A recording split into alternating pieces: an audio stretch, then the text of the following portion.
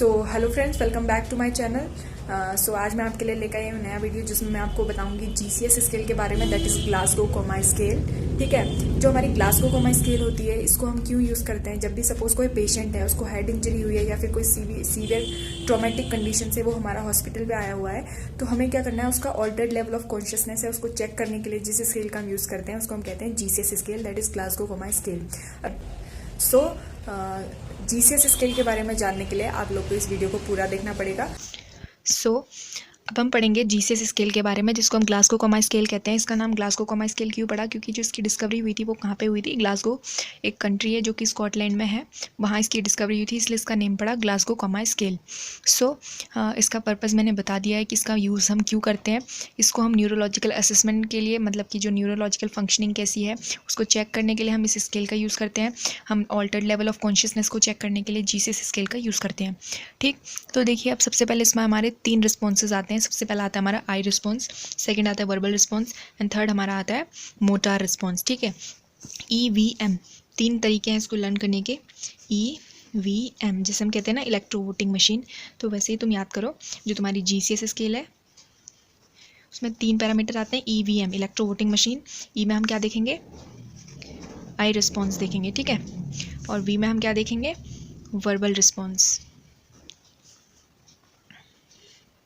सबसे पहले हमने आई रिस्पॉन्स देखा, उसके बाद वर्बल रिस्पॉन्स देखा, और थर्ड हम क्या देखेंगे? Motor response. ठीक है, तो हम एक एक करके अब हम पढ़ेंगे। सपोज़ कोई भी एक पेशेंट है हमारे पास आता है, ठीक है, तो जो कि बहुत ही ट्रॉमेटिक कंडीशन में आया हुआ है, ठीक है, और अनकॉन्शियस है, तो उसकी लेवल ऑफ कॉन्शियसनेस को चेक करने के लिए हमने इस स्केल का यूज़ किया। सबसे पहले हमने आई रिस्पॉन्स चेक किया। इसमें हमारे चार पैरामीटर आते हैं, 4, 3, 2, 1। ठीक है, तो 4 हम इसको मार्किंग कब देंगे? सपोज़ पेशेंट आया तो हमने उससे बोला कि अपनी आइज़ को ओपन करो। ठीक है, तो हमने देखना है कि उसकी आई ओपन कितना हो रहा है। तो सबसे पहले अगर वो पेशेंट है वो अपना जो आई को स्पॉन्टेनियस ब्लिंकिंग कर रहा है या फिर स्पॉन्टेनियस ओपन कर रहा है, तो हम इसको स्कोर क्या देंगे? 4। ठीक है, स्पॉन्टेनियस आई ओपनिंग अगर करेगा पेशेंट तो हम उसको 4 स्कोर देंगे। ठीक है, अब हम 3 स्कोर उसको सेकेंड बार पूछेंगे। उसको हमने बोला, अपनी वॉइस से बोला कि अपनी आंखें खोलो। ठीक है, अगर उसने रिस्पॉन्ड किया, हमारी साउंड को लेकर उसने रिस्पॉन्स किया, तो उसको हम स्कोर क्या देंगे? 3। अगर उसने अपनी आई ओपन करी ऑन साउंड, ठीक है, तो हम उसको कितना स्कोर देंगे? 3। अब 2 स्कोर हम उसको तब देंगे, उसको हमने क्या किया? उसको पेन स्टिमुलाई दिया। सपोज हमने उसको क्या किया? टच किया या फिर तेज़ी से उसको हमने क्या किया? पिंच किया। तो अगर उस पेशेंट ने अपनी आई को खोला या रिस्पॉन्ड किया तो हम उसको क्या देंगे? स्कोर 2। ठीक है, आई ओपनिंग ऑन पेन स्टिमुलाई। तो उसके बाद लास्ट, अगर वो कोई भी रिस्पॉन्स नहीं कर रहा है, ठीक है, तो हम उसको स्कोर कितना देंगे? 1। ठीक है, ये क्या था हमारा? ये था हमारा आई रिस्पॉन्स। अब नेक्स्ट हम उससे क्या पूछेंगे? वी से हम क्या देखेंगे? Verbal response. ठीक है, वर्बल रिस्पॉन्स चेक करेंगे उसका। अब इसमें हमारी जो स्कोरिंग होती है वो कैसे होती है? जैसे हमारे आई रिस्पॉन्स में कितनी थी? 4, 3, 2, 1, तो इसमें हमारी होती है 5, 4, 3, 2, 1।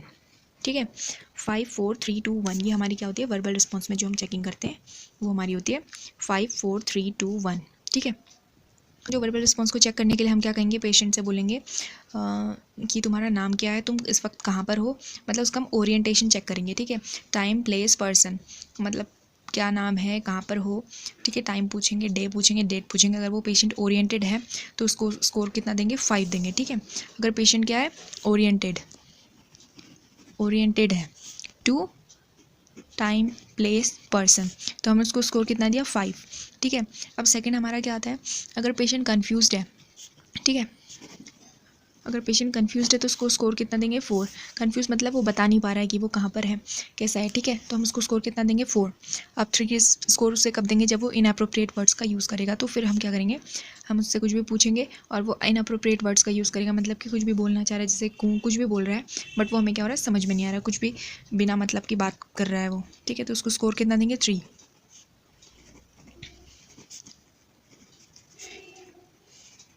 उसके बाद 2 स्कोरिंग हम कब देंगे? जब वो इनकॉम्प्रिहेंसिव वर्ड्स यूज़ कर रहा है। ठीक है, तो इनकॉम्प्रिहेंसिव वर्ड्स का यूज़ अगर वो करेगा तो उसको स्कोरिंग कितनी दी जाएगी? 2। इनकॉम्प्रिहेंसिव वर्ड से क्या समझते हैं हम? जैसे कि हमारा जो इनकॉम्प्रिहेंसिव वर्ड है, इसका मतलब है कि कुछ भी, मतलब वो बोल नहीं रहा है, बस क्या कर रहा है, साउंड क्रिएट कर रहा है, मतलब कि कोई वर्ड है, मतलब समझ ही नहीं आ रहे हैं वो वर्ड्स। ठीक, इनअप्रोप्रिएट वर्ड में तो जो वो चीज़ बोल रहा है, कुछ बोल रहा है लेकिन बिना मतलब का, बिना मीनिंग का बोल रहा है। But in case of incomprehensive words वो क्या कर रहा है, कुछ भी साउंड निकाल रहा है बट वो हमें समझ नहीं आ रहा है, जो अपनी भाषा में बोल रहा है वो हम समझ नहीं पा रहे हैं। ठीक है, अगर वो कोई भी रिस्पॉन्स नहीं करता है तो ठीक है, उसको स्कोर कितना देंगे, 1। ये हमारा क्या था, वर्बल रिस्पॉन्स चेक करने के लिए। अब हमारा लास्ट आता है मोटार रिस्पॉन्स। ठीक है, मोटर रिस्पॉन्स को चेक करने के लिए हम क्या कितना स्कोरिंग करते हैं, 6, 5, 4, 3, 2, 1। ठीक है, अब देखिए इसमें 6, 5, 4, 3, 2, 1 है, तो सबसे पहले हम पेशेंट को क्या कहेंगे, इसमें मोटार रिस्पॉन्स चेक करेंगे। सपोज हम पेशेंट से हमने बोला कि अपना हाथ ऊपर करो, पैर ऊपर करो, अगर वो हमारी कमांड को ओबे कर रहा है तो उसको स्कोरिंग कितनी दी जाएगी, 6। ठीक है, ओबे कमांड, तो हम उसको कितना स्कोर देंगे, 6। अगर वो पेशेंट है उसके बाद हम उसको बोलेंगे, मोटार रिस्पॉन्स चेक कर रहे हैं ना, मोटार में उसका मूवमेंट चेक कर रहे हैं, तो सेकंड में हम क्या करेंगे, मतलब एक पेन स्टिमुलाई देंगे। सपोज उसको हमने पिंच किया, ठीक, पेन स्टिमुलाई दिया, तो उसने अगर रिस्पॉन्स किया तो उसको हम कितना स्कोर देंगे, 5। ठीक है, रिस्पॉन्स ऑन स्टिमुलाई। ठीक है, उसके बाद अगर सपोज हमने क्या किया, जब हमने उसको पेन किया उसके बाद उसने क्या किया, विड्रॉवल किया। विड्रॉवल मतलब कि सपोज हमने उसको इस हाथ में से पिंच किया और उसने हाथ ऐसे हटा दिया। ठीक है, यहाँ पिंच किया उसने ऐसे हटा दिया, तो उसको हम क्या कहेंगे, विड्रॉल ऑन पेन। तो हम उसको, अगर उसने ऐसा किया तो उसको हम कितना स्कोरिंग देंगे, 4।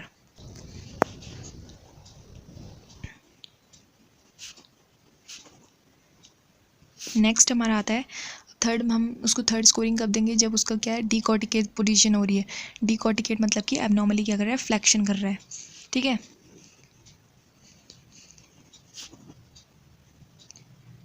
अब नेक्स्ट हमारा आता है, उसको 2 स्कोरिंग हम तब देंगे जब वो पेशेंट क्या है, डीसेरिब्रेट पोजीशन में। डीसेरिब्रेट मतलब एबनॉर्मल एक्सटेंशन